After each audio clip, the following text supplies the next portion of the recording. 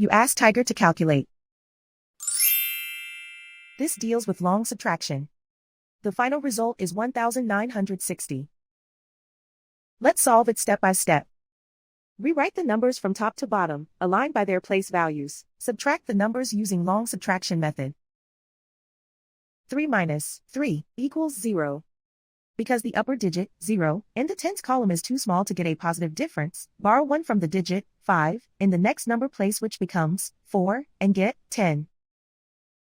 10 minus 4 equals 6. Because the upper digit, 4, in the hundreds column is too small to get a positive difference, borrow 1 from the digit, 2, in the next number place which becomes 1, and get 14. 14 minus 5 equals 9. Write 1 in the thousands place. And so the final result is 1960.